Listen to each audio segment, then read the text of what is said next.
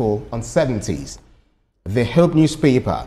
Flooding threatens food supply. Farmers cry out. SEMA distributes relief materials to over 1,700 food victims. Abuja Inquirer. Uni Abuja, Wike battle over land grab allegation. Varsity or university mulls petition to Bola Ahmed Tinubu. And Daily Independent. First Holdco, 1 trillion naira NPLs cast shadow over Otedola's takeover. Legacy loan crisis threatens turnaround efforts. That's according to experts. Platform Times. Tension rises as police pensioners begin mass protests today. Demand exit from pension scheme. Leadership newspaper also talks about strike 1 year after Supreme Court judgment. Workers threaten strike over lack of financial autonomy in local government areas. Blueprint newspaper. Our history would be incomplete if I had lost my presidential bid. That's according to Bola Ahmed Tinubu. Awujale was steadfast, committed to democracy during the 12th struggle. Tony Bakare explains late monarch's role in APC formation. No anointed, talk about Nigerian News Direct. No anointed candidate for 2027 presidential elections. That's according to the ADC. Supporters don't speak for Atiku or Obi. Opposition coalition caution scams. As Binani dumps APC, joins ADC in drama twist. More dramas ahead of 2027. Now, Lookman is Inter Milan's #1 target. Eagle star agrees 5 years deal with Nerazzurri, rejects Napoli offer. Talking about 2025 summer transfer. We'll be having this conversation with my colleagues, Etoma and Ria. You guys are like welcome. 2 against 1. All right, then. So let's look at the Nation newspaper. We're starting off with it, as always, looking at states slowing down on loans following rise in revenue. So if you look at the exchange rate and the revenue they are also generating, in states, the states are now saying, yeah, we need to slow down on it, maybe because we're making some more monies and we have some things to do with this little money. I mean, more monies we're making, so there's no point going and borrowing. Yes, I am a little bit disappointed that it's only 26 states that are doing this. I mean, what's wrong with the other 10? Your allocation has been jacked up by over 60%. And it doesn't make sense for you to have money and you go borrow money. And if you're borrowing on behalf of the state, that means it's public knowledge. You're going to have so much backlash, because, I mean, the cash is there. Yeah. Use the cash now. You don't have an excuse now that you don't have money. That's why it has not happened. Going beyond that, I expect states to have a whole lot of projects being commissioned in the next 1 year because of this push-up in their internally generated revenue, #1, and the allocation from the federal government, #2. States are very solvent right now, so we should see job creation, we should see developmental projects being done, and so on. In fact, I'm going to start a survey personally on states that are using that money well, and I'll call you guys out. Those of you that are not using it well, yeah, I'll call you out. Of course, that's your job as a journalist, to look into what the government's doing. But if you look at since the removal of fuel subsidy, that ultimate pronouncement by Bola Ahmed Tinubu, in 2023, when he took power during the inauguration, saying that fuel subsidy is gone. States are now receiving more than double of their allocations, and that is something that is very huge. But the question is, who is benefiting, really? I say it's easy to borrow, but to pay back is the problem. And when I saw the news, I was quite excited. And I agree with you, Etoma. It's time for accountability. I will join you on that survey because I think that it's high time that we now need to see what are these monies used for. It's good to see that we don't need to borrow again. There's now enough that we can use. But the only question I want to ask is that how would this extra revenue be used? Will it be used for infrastructure? Will it be used, to just make sure that things are better? Healthcare in states, there are so many problems. We've seen flooding. We've seen so many things. So these monies that are now, we have excess. We don't need to borrow again. Thank God, because borrowing, we don't like borrowing like that. Now we have. What do we use it for? Do we use it wisely? Are we accountable for every penny that is being spent? These are very important point that you've raised. But let's move on to this Nigeria. This is talking about oil price crash, dangers ahead for Nigeria. Economists warn that federal government 2025 budget faces threat over global energy crisis. Say projects may stall while borrowing looms amid fiscal uncertainties. This is more like an anathema of what we just spoke about. Yeah. You know, saying that, you know, the oil price crash, and, you know, Nigeria depends on, you know, there's this oil boom era, and that's still our mainstay, where we generate a lot of money. But even though they are looking to diversifying our revenue base, but all the same, we've not been able to extricate ourselves from the benefits of mining and exporting, and also the usage of oil. But how do you interpret this particular story regarding the dangers ahead for Nigeria vis-a-vis the oil price? Let me just paint a scenario. If you planned your budget on, let's say, $75 per barrel, and because of one reason or the other, the price of crude now goes to $40 per barrel. Yeah. You're losing $25 for each barrel. For a country like Nigeria right now, we are producing up to 1.67 million barrels a day. 25. They're looking to get into 2 million at the end of the year. 2 million at the end of the year. Yeah. So you just do the maths. $25 times 1.67 million. That's what we will be losing. It will impact on infrastructure. It will impact on everything. I don't need to tabulate them. It will impact on everything. However, if we had diversified our economy successfully, it wouldn't have been such a problem. So this is the time that government should really look at other sectors. The mining sector is showing a whole lot of promise. However, there's a lot of cleaning that needs to be done in the mining sector. You know, take the mining sector seriously. That is a gold mine. It's something that can sustain Nigeria without oil. That's if right. we do it seriously, and agriculture. Yes. Ria, let's move on to the Hope newspaper. This is more of a human angle, you know, slant to, you know, the challenges facing the country, saying that flooding threatens food supply, farmers cry out. And then the State Emergency Management Agency distributing relief materials to over 1,700 flood victims, disburses over 50 million naira in cash, intensifies sensitization campaigns. We thought the rains, you know, had gone, but you know, some places are still experiencing rains, which in effect affecting farmlands and then affecting, you know, crops, which would contribute to the challenges of food insecurity that we're having. How do you think we should navigate this challenging times? And I thought that Mokwa will have taught us a big lesson, but it seems that we have not. I hate the fact that we're always waiting for something to happen to give out relief items rather than facing how to stop this. Are we really looking at how to eradicate and make sure that we don't see this flood again, rather than looking for giving out relief items? And I always use Mokwa for example. We cannot experience another disaster like that. Now we're talking about food security. We know that when this happens, food will suffer, and everybody on this table will suffer from food as well, because we all eat. So when I see stories like this, I want to look at the solutions. I'm more of a person of what are the solutions, what can be done. At this point, I'm not even thinking about relief materials again. I'm thinking, how do we stop it so we don't get to give relief materials? That's right, that's right. Let's move on to Abuja in Kwara, Etoma.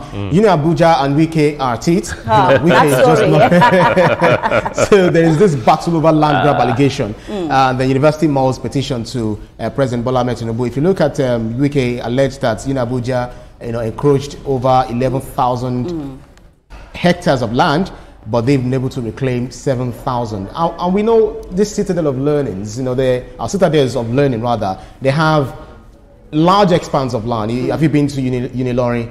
You know, you're traveling from the gate to, you know, getting to seeing the first blocks.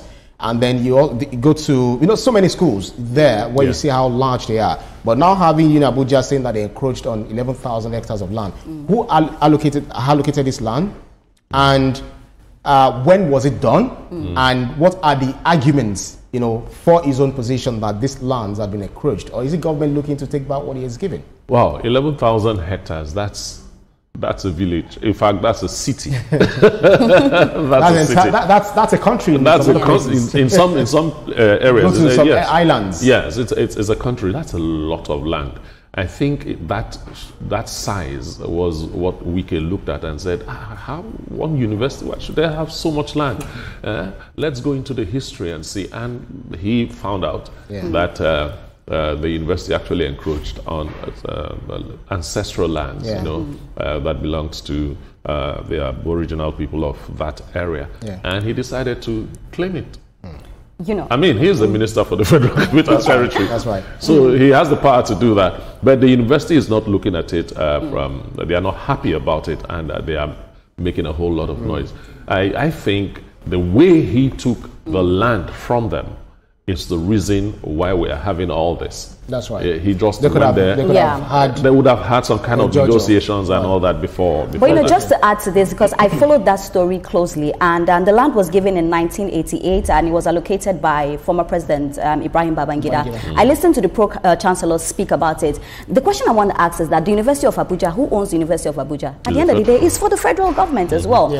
And in a way, it's side by side. I do not even know who to stand with. But according to what Wike said is that, they're taking 7,000 hectares, for development, and then they will give them 4,000 hectares. Now, the problem that he said was that all the hectares that they had, what did they do with it? But according to them, those hectares were given to them for development because, it takes time to develop. But Wike is not asking how long does it take to develop because you were not using it, we want to use it. At the end of the day, it seems like he wants to touch that district and make it better, and he needs it. I don't even know at this point, but I think that I don't know how this is going to be settled. Let's see how Fingers crossed to see how it will be settled. But I kind of agree with the fact that he wants to work on that district and they're not doing anything with the land. We shouldn't politicize everything. I think right now it's looking, and it shouldn't be like that. That's right. Let's move on to the Leadership newspaper as well as Platform Times. No, Platform Times and Leadership newspaper because the stories are quite related. Tension rises as police pensioners begin mass protest today. You will react to the one on Leadership newspaper. But if you look at Nigeria Police, those who are retired, they're not getting the money as and when due. And the question is, why is it that they have the people at the top echelon, talking about the IGP, etc., on defined benefit scheme, which is the DBS, as against the contributory pension scheme, which is not helping anyone in any way. So what do you say to this? Because, one thing is you've given your all in service. What do you get in return? I will put this blame squarely on the Police Service Commission. Policemen, no matter how you look at it, took a risk in doing their job for a minimum of 30, 35 years. I mean, when they go out, give them what it is due them. Give them what is due them. This is the first time I'm hearing that retirees are going on strike, and it doesn't paint a very good picture. So I want to use this opportunity to call on the Police Service Commission to look at this thing urgently and take care of these retirees that deserve every 5 kobo they are asking for. At least if we are asking for accountability on the side of the police, what about the government? Because some private organizations too are also found wanting of this. They're not remittance of pension, which is not really good. It doesn't motivate people and affect trust. But Ria, if you look at Leadership newspaper, 1 year after Supreme Court judgment, workers threaten strike over lack of financial autonomy in local government areas. We want to take governance to the grassroots, but the state governors are still, the local government are still in the stranglehold of the local government. I mean, of the governors. What exactly do we even want in this country? Quickly, before I touch on the local government, I just quickly want to go to the pensioners, because at some point we had a conversation on this table where we saw some of them praying to God, for them to be paid. And it hurts me that these people have worked so hard, and they should at least, the least that can be given to them is what they require. Some of these people are old, some of these people cannot work again, some of these people have ailments. All of them are old. I really just want to say some have ailments, some are not even well. And then they are praying and crying for their pension. And this is just me saying that, whoever is in charge of this, these people really need to get their pension. They don't need to go on strike. And they don't need to be praying. Now let's go to the local government. We've spoken about it on this table quite a number of times. What is holding back? Who are the state governors that are holding back? We see that now these people are saying that this is the final warning that they are going on strike. And they have telling us that this is the final warning. The issue has been lingering on and on and on. First of all, we're talking about accounts, like how will accounts be open for them? It's just like, Etoma, the way I understand it is, lunch money, I give you lunch money, then you now give it to, my lunch money, they give it to you to give it to me. Why should it be that way? When I can have my own lunch money and do what I want to do with it. Yes, exactly. You see, my question every time when I read anything concerning this or hear anything concerning this is how powerful are the governors that for 1 year they can flaunt a Supreme Court judgment. 1 full year and nobody is doing anything? And then say that the Supreme Court is final because it's infallible, and it's infallible because it's final. So anyone now, in fact, some people will go to Supreme Court. We need to challenge you. You need to review your judgment. Come on, do that. Let's move on to Nigeria News Direct because of our time. Yes, okay. Right. So no anointed candidate for 2027 presidential elections. That's according to ADC. Supporters don't speak for Atiku or Obi, that the opposition coalition cautions camps. As Binani dumps APC, joins ADC in dramatic twist. Dramatically, let us approach this, this issue, because one thing is that we see Atiku formally declaring, for the ADC, leaving his own, party 3 times now. We've seen Obi frolicking with this party, but people are looking at, is Atiku that seems to be the one going to take over the ticket one way or the other, and Obi is being used against himself. You see, at this stage, I don't like speculating of what might happen in the ADC or any political party you come to think of that. We're in the period where politicians do a lot of dance, and it will continue until the elections. Macabre dance. Whatever, maybe it's Bata or it's Atilogu. However, you will see a lot of movement from here to there, a lot of speculations here and there. I don't like speculating for politicians, because you are reading this thing maybe academically or because you have intimate knowledge of what is happening, and the next thing you know, the script has been flipped.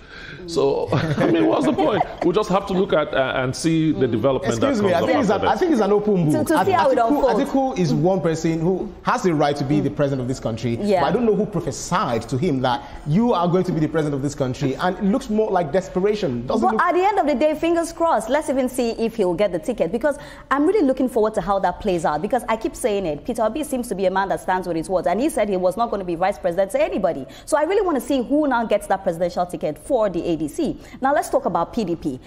It's a walk in the park. We already know that your state governor, Seyi Makinde, might, fingers crossed, I don't know, you didn't hear it from me, but might. These are people that throw in as, the presidential candidate. We also have the Bauchi state governor, Bola Mohammed, as well. These are 2 people that, on Twitter, there has been conversations that these are the people that may get the ticket for the PDP. But did you know that the PDP, but at the end of the day, now asking Peter Obi to come to the PDP? No, but at the end of the day, there are more people and they have the right to all contest for the ticket. I cannot wait to see how it plays out. And for the ADC, I'm really, really optimistic. I want to see what happens at the end of the day. I want to see if Peter Obi will really keep his word, because he has said it, and we hold him by that word, that he was not going to be the vice president to anybody. Fingers crossed. Fingers crossed. All right, let's move on to Sport and Life. Let me just quickly run through some of the headlines here. Nunes scores first half hat-trick, and then West Ham sign Walker Peters on free transfer. Edison agrees personal terms with Galatasaray. I think I took this headline a little earlier. 2025 summer transfer, Lukman is Inter Milan's number 1. That's numero uno target. Eagle Star agrees 5 years deal with Nerazzurri, rejects Napoli offer. Well, that's about it. Are we not having Osimhen on this? Oh, I think Osimhen is here. Let me just take your boyfriend's headline. Osimhen transfer. Galatasaray reach €75 million agreement with Napoli. Serie A champions secure 10% sell-on clause, and the Nigerian can join any Serie A club for next 2 years. Oh, okay. Bravo. That's a good one. That's a good one for that. He can join, or he can't join? Can join. He can join. He Okay. can join. All right. Yeah. Right. So congratulations. And I can see that the picture here also shows him kind of like, in a happy mood. So it's a good one. But that's about it for the newspapers up for review this morning. We need to race on. Coming up on TVC Breakfast, Southwest leaders